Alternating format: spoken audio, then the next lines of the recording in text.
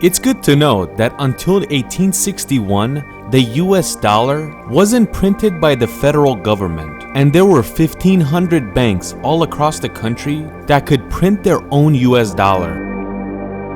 And each bank had their own design for the bill.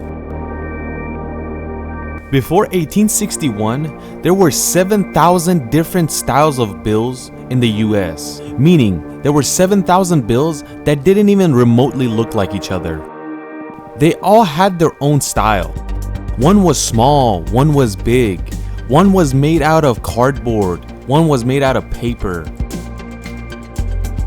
Basically what I'm saying is if you had today's printers in that age, you would be the richest man in America. It was such a mess that you could basically create your own dollar. This problem got so bad that it was hurting the economy really badly because 50% of the US dollars were counterfeit.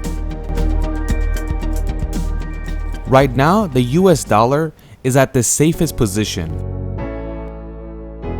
because right now, only 0.01% of the US dollars are counterfeit. This 0.01% has been printed in such a high standard that you really can't tell the difference. And not just anybody can do it. Like a group of people can't just start printing dollars.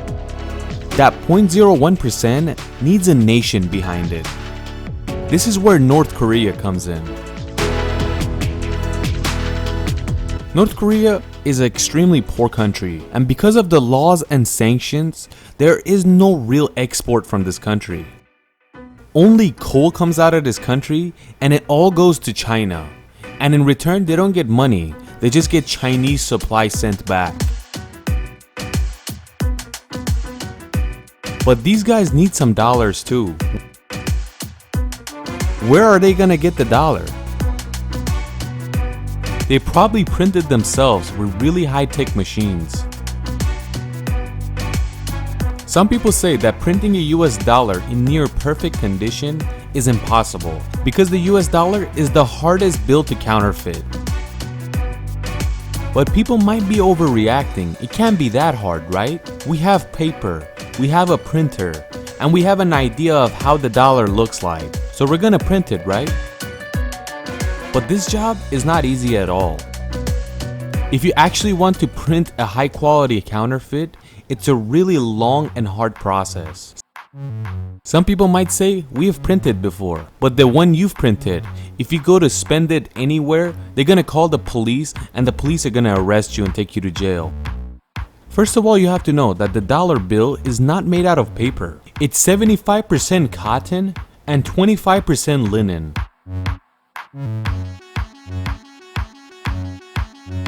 The security stripped on a $100 bill is extremely obvious, and even touching it, you can tell if it's real or not, and it's made for blind people. But who cares about all those strips and stuff? Just the paper of this bill alone, which is considered a cloth type, you can't buy it anywhere, and if you want to buy it, you have to be a government.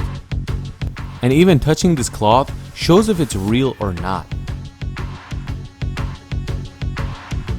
This cloth goes under a press that has a power of 1,400 tons per square centimeters. First of all, the ink goes on the mold, then the paper goes on, and the press goes to town. The press is so strong that the ink goes in between the paper. So when you look at the bill in the light, you can see faces and other types of writings. Every dollar except the one has a security strip inside it that you can see under the UV light. Each note has a different color strip as well. The 5 is blue, 10 is orange, 20 is green, 50 is yellow, and the $100 bill has the one you can see, and it also has a security strip that's turquoise color. The ink used on these bills have a magnetic feature. And at the bottom of the bill, you can actually put a magnet to it and it would stick to it. The corner of the $50 bill has a color changing ink as well that goes from green to orange. Basically what we're trying to say is that counterfeiting this bill so it's not obvious and it passes all these tests, it's an extremely difficult task. So there's no profit in it for any criminal to print this bill and make money. But North Korea doesn't get any US dollars and needs the money. And that is why the North Korean leaders since the 1980s have invested their time and money into printing this US dollar bill. They started buying all the tools they needed from all across the world. First North Korean leader, meaning Kim Il-sung, bought the press from Japan. They bought the paper, or realistically the cloth, from Hong Kong. They got the ink and the magnetic thing that goes in the ink from France. They basically made a money printing factory. There's plenty of free workers in North Korea as well.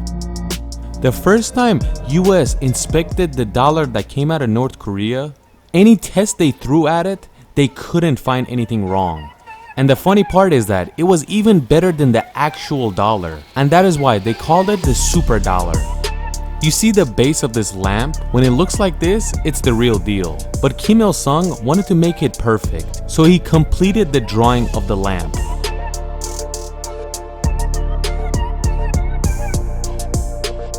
The next clue can be seen in the clock tower. On the real deal, the arms for the clock are shorter and more faded.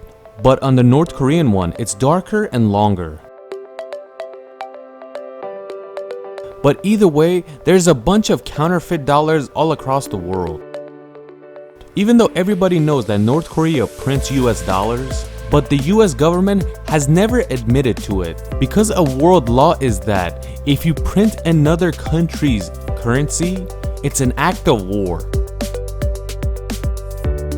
For example, Hitler in World War II had a plan to print English pounds and go over England with a plane and dump it all across the cities. And with this, they wanted to crash the English economy. But he never got to do it because the Allies took over Germany and they found 300 million pounds of cash chilling there that was printed by Germany, and they found out the plan was to dump it on London. Just like anything, there's a bunch of conspiracy theories as well. They say the CIA prints fake money and pays its associates all over the world. But a lot of other people say there's no way they'll do that, because if they do that, they crash the US economy. What do you guys think? Please comment.